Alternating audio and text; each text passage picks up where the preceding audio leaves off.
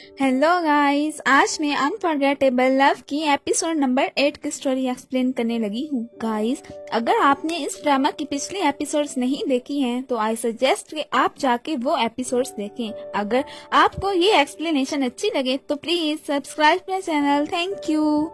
Episode के start में हम देखते हैं कि रू ऑफिस आकर मिस्टर वैन को मीटिंग के हवाले से ब्रीफ करती है और फिर मिस्टर वैन रू से ये बात शेयर करता है कि वो भी कभी अपने ग्रैंडसन को देखेगा। तो यहाँ पर रू उन्हें कहती है कि आप अपने बेटे वैन गू की शादी करवा दें तो आप भी अपने ग्रैंडसन को देख पाएंगे।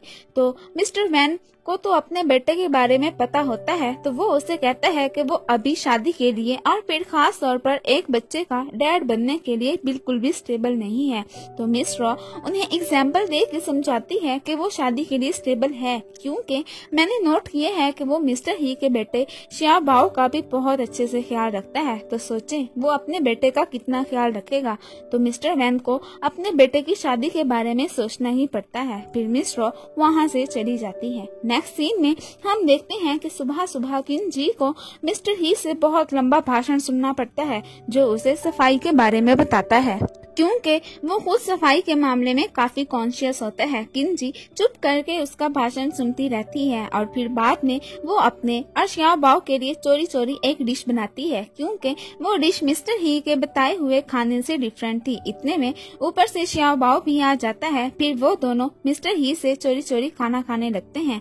तो इतने में ऊपर से मिस्टर ही की आवाज सुनकर किंजी जल्दी से खाना छुपा देती है और श्याओ बाओ का भी फेस जल्दी से साफ करती है। मिस्टर ही उससे किसी स्मेल के आने का फील कराता है तो वो भी आगे से कोई बहाना बना देती है। फिर मिस्टर ही वहाँ से चला जाता है। उसके जाते ही वो दोनों फिर से खाना खाना स्टार्ट कर देते हैं। तो यहाँ पर किंजी श्याओ बाओ से कहती है कि अब तुम फिक्र ना करो, मैं तुम्हें अब ऐसे ही खाने खिलाया करूंगी, क्योंकि श्याओ बाओ को वो डिश वाकई में पसंद आई थी।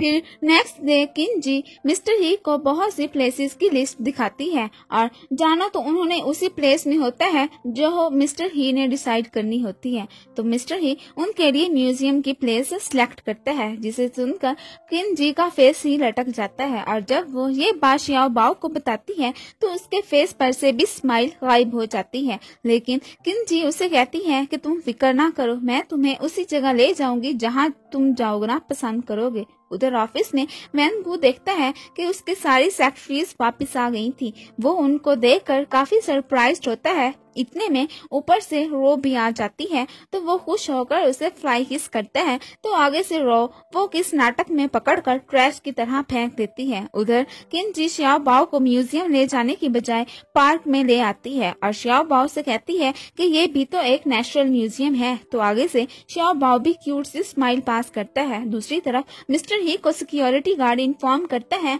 कि आज के दिन तो सारे म्यूजियम्स क्लोज होते हैं। तो ये सुनकर मिस्टर ही परेशान हो जाता है। उधर ऑफिस में वैन गू रू से थैंक्स बोलता है और साथ में क्यूरियस होकर पूछता है कि तुमने ये सब कैसे किया, मीत उसकी सेक्रेटरीज को कैसे वापस लेके आई। तो यहाँ पर रू उसे बताती है कि मिस्टर वैन चाहते हैं कि उन्हें एक ग्रैंडसन दो, तो इसलिए जब भी तुम्हें एक लड़की पसंद आ जाएगी वो तुम्हारी उससे शादी करा देंगे। ये सुनकर तो वैन गू परेशान होकर उससे पूछता है कि तुम्हें पता भी है कि तुम क्या कह रही हो। लेकिन वो आगे से सिंपल सा जवाब देती है कि मैं फैमिली वैन को बस एक बहू प्रोवाइड कर रही हूँ और फिर वो वहाँ से चली जाती है। उधर रेन होने की वजह से किंजी श्याओ बाओ को अपने कोट में छुपाकर दौड़ना स्टार्ट कर देती है। इतने में ऊपर से कोई उन्हें अम्ब्रेला से कवर करता है तो वो कोई और नहीं मिस्टर ही होता है। फिर किंजी उसे देखकर स्माइल करती है। नेक्स्ट सीन में उन दोनों की मिस्टर ही के हाथों शामत आई होती है। दोनों ही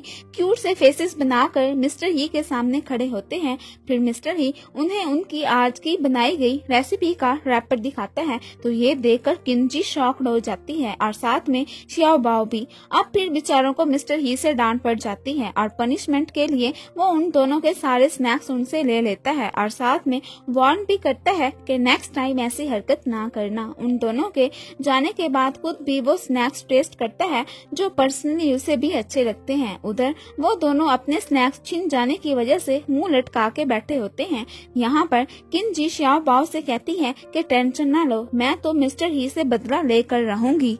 फिर बाद में किनजी देखती हैं कि xiao bao ने मिस्टर ही के फेस पर पेंसिल से लिखा होता है और वो किनजी से भी कुछ लिखने को कहता है, तो वो भी ये ट्राई करने लगती है। तो इतने में मिस्टर ही की आंख खुल जाती है, तो किनजी आगे से अपने फेस पर पेंसिल से निशान बनाती है और स्माइल करके वहाँ से भाग जाती है। मिस्टर ही जब अपना फेस देखता है तो मुंह बना के बैठ जाता है। फिर अगले दिन किनजी xiao bao को सैर कराने के लिए अपने पुराने कॉलेज ले जाती है। वहाँ पर वो उसे एक प्लेग्राउंड में ले आती है ताकि वो दूसरे बच्चों के साथ खेले, लेकिन वो उनके साथ नहीं खेलता। फिर वो खुद ही उसके साथ खेलने लगती है। इतने में ऊपर से निंग आ जाता है। फिर बाद में किनजी और निंग बैठ के बातें करने लगते हैं, तो किनजी उसे xiao bao के बारे में बताती है और साथ में उससे डिस्कस करती है कि वो उसके लिए किसी अच्छे स्कूल को ढूंढ रही है। तो फिर निंग उसे अपने स्कूल के बारे में बताता है और वो स्कूल दिखाने के लिए उसे अपने साथ विजिट कराने के लिए भी ले जाता है और फिर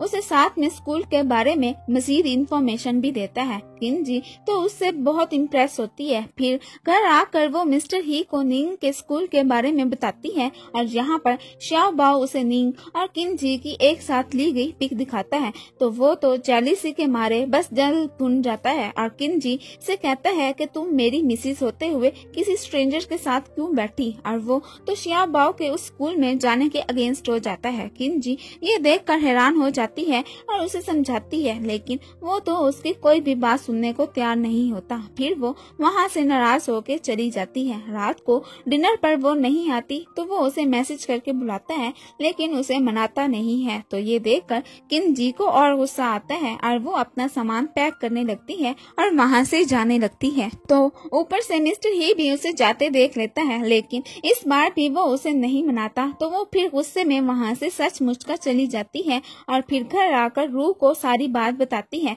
तो रूह उसे समझाती है कि तुम्हें xiao bao की खातिर उससे कॉम्प्रोमाइज करना पड़ेगा। इतने में उसे xiao bao की कॉल आती है, तो वो फिर से xiao bao से बहुत अच्छे से बात करने लगती है। फिर अगली सुबह ऑफिस में वैन गु रूह को अपने साथ लंच करने के लिए फिर से उसे इग्नोर करके चली जाती है और दूसरी तरफ xiao bao भी अपना मिनी बैग पैक करके मिस लुई के पास से चुपके से निकल जाता है और किनजी के घर के बाहर नॉक करता है। जब किनजी डोर ओपन करके देखती है तो आगे xiao bao को देखकर हैरान रह जाती है। फिर वो मिस्टर ही को कॉल करके बुलाती है कि तुम्हारा बेटा मेरे पास है, तो आकर इसे ले जाओ। तो वो भी फौरन से वहाँ पहुँच जाता है। यहाँ पर किनजी उसे कहती है कि वो कॉन्ट्रैक्ट कैंसिल कर दे और xiao bao के लिए कोई नई डॉक्टर ढूंढ ले, लेकिन वो उसकी कोई भी बात नहीं सुनता और xiao bao को घर जाने का कहता है। तो वो तो उसकी बजाय किनजी से लिपट जाता है। तो मिस्टर ही उसे कहता है कि सिर्फ तुम ही इसे अच्छे से संभाल सकती हो और फिर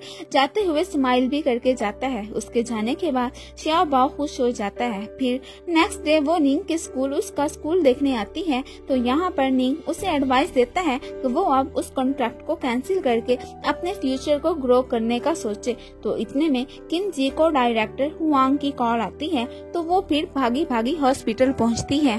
वहाँ पर एक पेशेंट की वजह से उसे बुलाया गया था। वो अपने छोटे पेशेंट से मिलती है, तो यहाँ पर उसे लगता है कि उस बच्चे की बजाय उसकी मॉम के साथ कोई प्रॉब्लम है।